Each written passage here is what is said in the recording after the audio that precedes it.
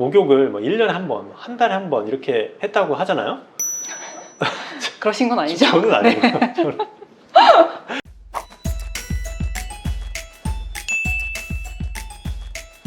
안녕하세요.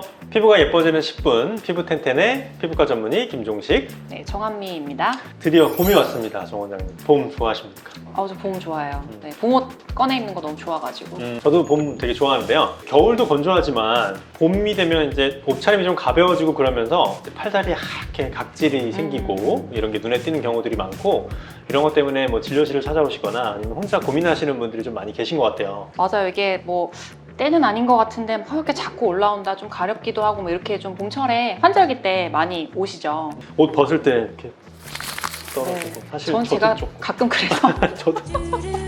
누구나 다 있을 것 같아요. 네, 계절 바뀔 때. 그래서 오늘은 이제 봄에 팔다리에 하얀 각질 생기는 거에 대해서 이유도 알아보고, 집에서 어떻게 하면 홈케어 잘 관리할 수 있을지 뭐 그런 거에 대해서도 한번 꿀팁을 한번 같이 이야기해보는 시간을 한번 마련해 볼 테니까 영상 끝까지 꼭 시청해 주시기 바랍니다.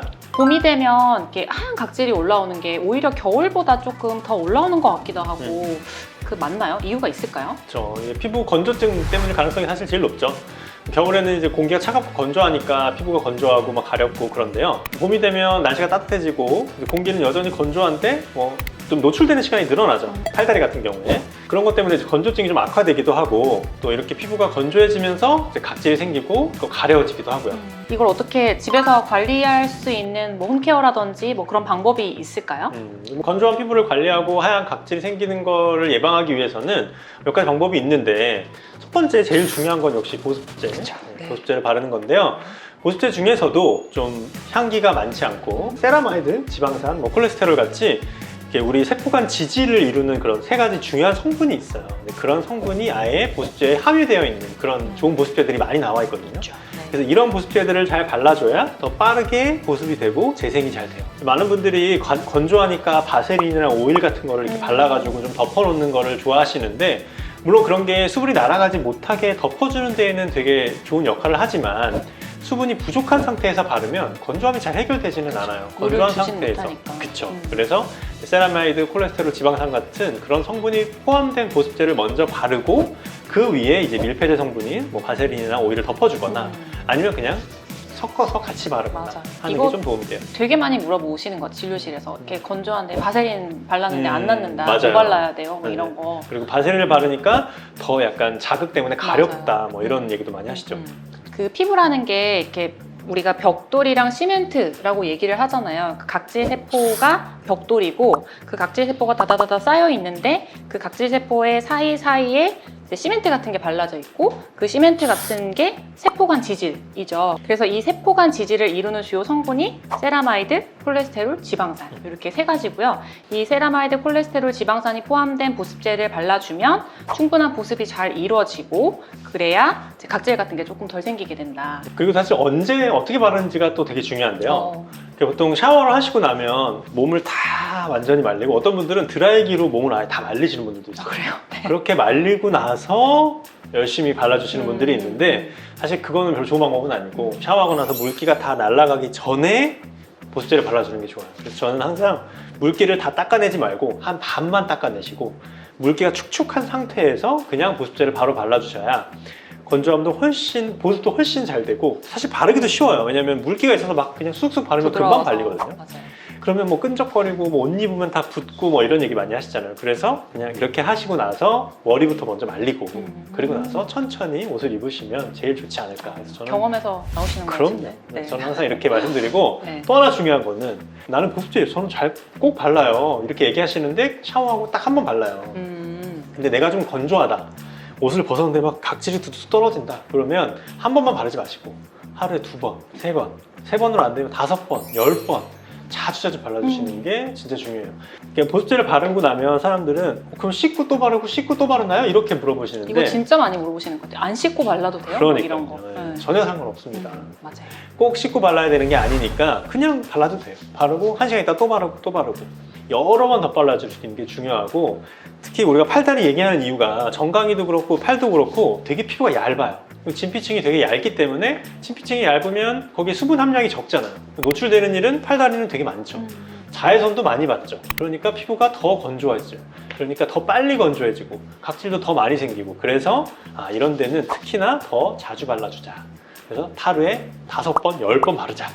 제 피부가 많이 건조하신 분들은 확실히 좀 자주 사용하게 되면 진짜 그만큼 좋아지는 거를 저희가 이제 경험을 하니까 맞아요. 중요한 것 같고, 또 뭐 자주 바르는 거 말고 또 다른 팁이 또 있을까요? 목욕하실 때 보면 뜨거운 탕에 뭐 오래 앉아있거나 사우나 같은 거 뭐 그런 거 좋아하시는 분들, 그렇게 오래 앉아있으면 마치 수분을 피부가 머금어서 되게 보습이 잘 될 것 같은 그런 기분을 느끼실 수도 있는데요. 잠깐은 좋아요. 5분, 10분 정도는 충분히 좋은데 그게 너무 길어지면, 이렇게 우리가 손이 막 쪼글쪼글해지고 그렇게까지 길어지면 그 각질층이 탈락하는 걸 오히려 가속화시키게 돼요. 그러면 오히려 피부가 더 건조해지게 되죠.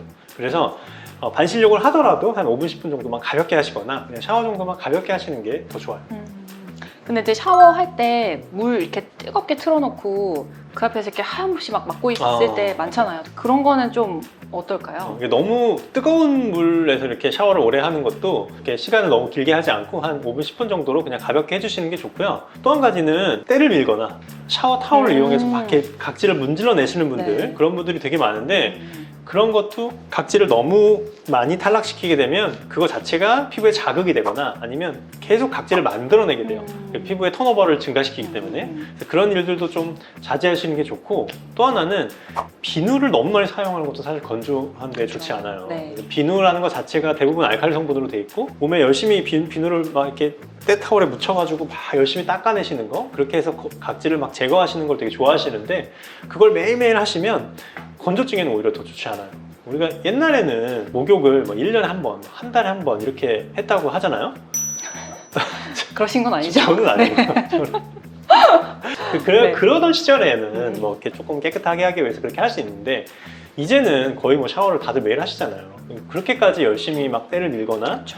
네. 매일 비누로 막 닦아내야 될 정도로 우리 몸이 그렇게 더럽진 않거든요. 그래서 비누나 이제 바디 클렌저 같은 걸 사용해서 막 이렇게 열심히 막 매번 닦아내시는 분들이 많은데, 너무 건조하다 그러면 그냥 바디 클렌저 같은 거를 사용하는 걸 뭐 이틀에 한 번, 3일에 한 번 한다든지, 아니면 좀 냄새 나는 부위만 좀 특별히 하고 그냥 몸은 물로만 씻어낸다든지, 그 정도만 해도 충분히 좋고, 특히 많이 건조하신 분들은 그 비누나 바디 클렌저 사용을 좀 줄이는 것도 도움이 돼요.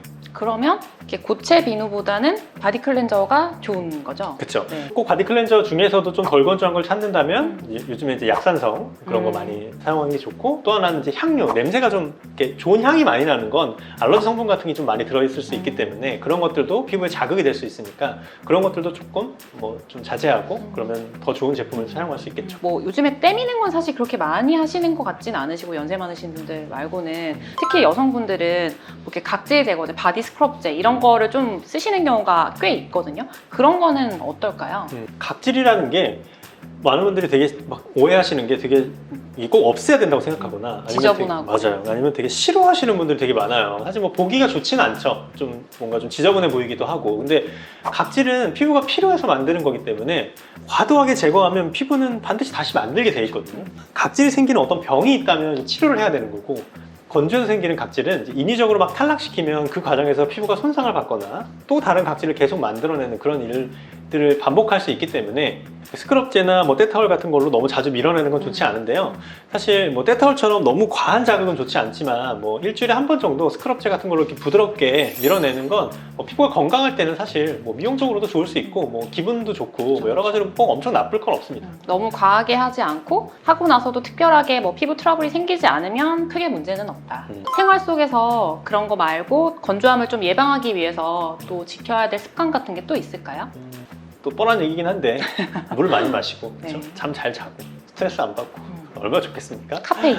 네, 카페인 맞아요. 뭐 커피나 아니면 알코올, 술 이런 것도 몸에서 이뇨작용을 일으키기 때문에 몸에 있는 수분을 빼내는 작용을 해요. 당연히 우리 몸이 건조해지게 만들겠죠. 그래서 이런 것들도 좀 섭취를 줄이고 뭐 그런 것들이 당연히 피부 건조함을 예방하는 데는 큰 도움이 되겠죠. 지켰을 때 뭔가 딱 가시적으로 효과가 빨리 나타나면 좋을 것 같은데 맞아요. 그럴까요? 피부가 이렇게 완전히 회복되고 막 각질이 사라지는 거는 당연히 시간이 걸리죠. 그래서 이렇게 우리가 인내심을 갖고 좋은 습관을 계속 바꿔나가는 거를 약간 실천하고 연습하는 게 중요한 것 같아요. 이게 너무 건조하면 자꾸 가려워지고, 가려워서 긁다 보면 습진이 생기거나 다른 피부에 문제가 생길 수도 있어요. 그럴 때는 이제 피부과를 찾아주시고, 그렇지 않다면 평소에는 제가 아까 말씀드렸던 좋은 습관들을 피부가 건강할 때 잘 지켜주시는 거, 그런 게 역시나 도움이 될 겁니다. 봄철 각질 때문에 고민하시는 분들께 좀 많은 도움이 될 것 같습니다. 오늘 영상이 좋으셨다면 저희를 구독해주세요. 다음에는 더 좋은 영상으로 만들어 보도록 하겠습니다. 감사합니다.